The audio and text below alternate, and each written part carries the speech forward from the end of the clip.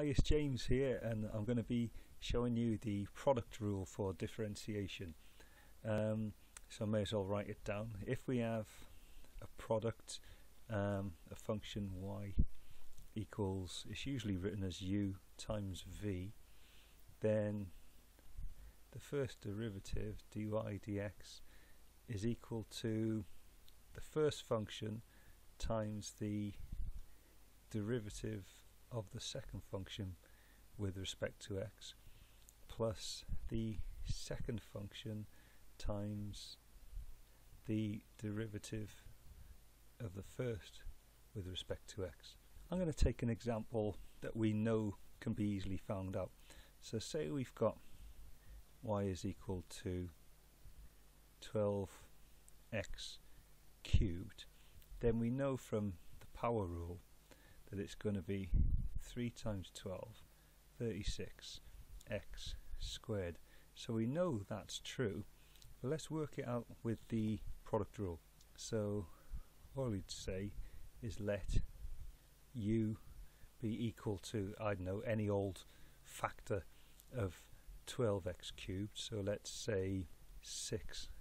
So we're going to have to make v, the other factor, is going to have to be 2x squared. All I've done so far is taken 12x cubed, which we know is going to have a derivative of 36x squared.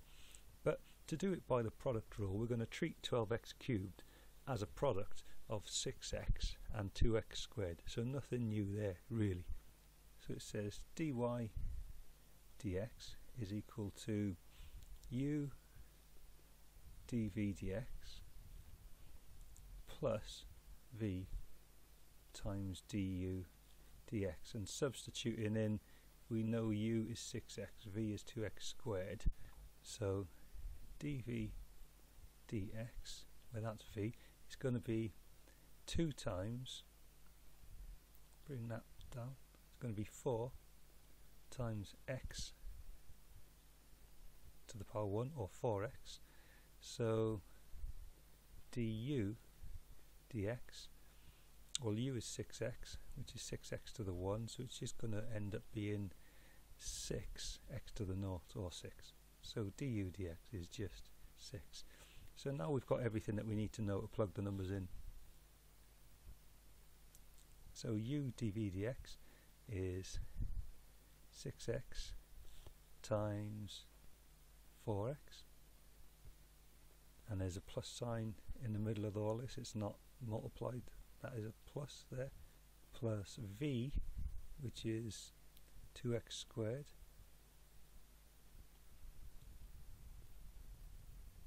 times du dx is 6.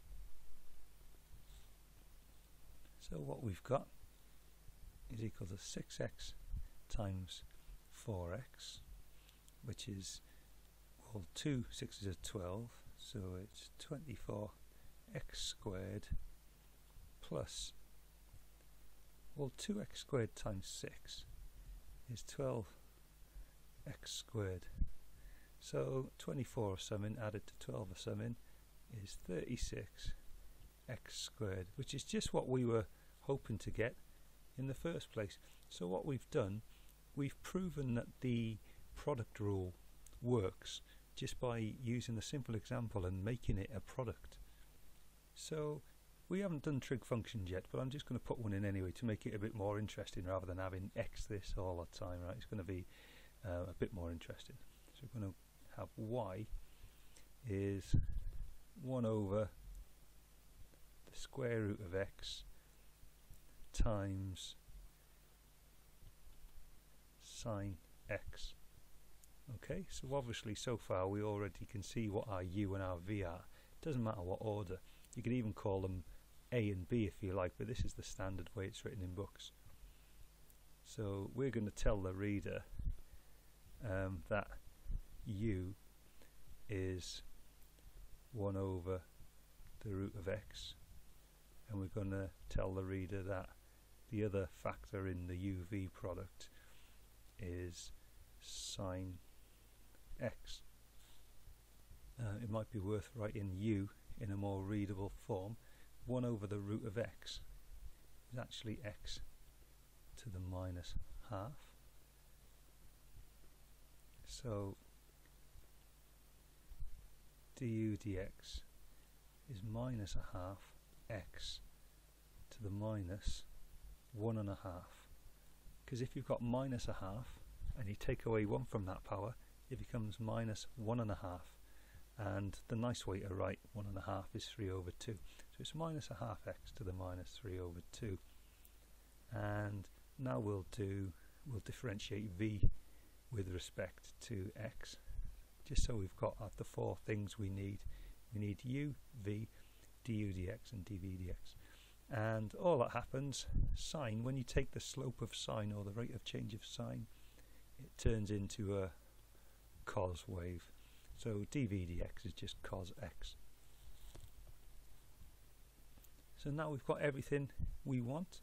To find dy dx for this function y, it is u dv plus v du dx. Okay, so it's u, which you've written as x to the minus half, times dv dx, which is cos of x. Then we add that to, because there's a plus in the middle, v, which is the sine of x, multiplied by du dx, which is minus a half x to the minus 3 over 2. So it looks a bit of a mouthful, but it doesn't matter. We'd probably be able to clean that up a bit with the powers of x, but this is just for a quick demo. That is the product rule. Any questions or comments, leave them below. Alright, thanks for watching.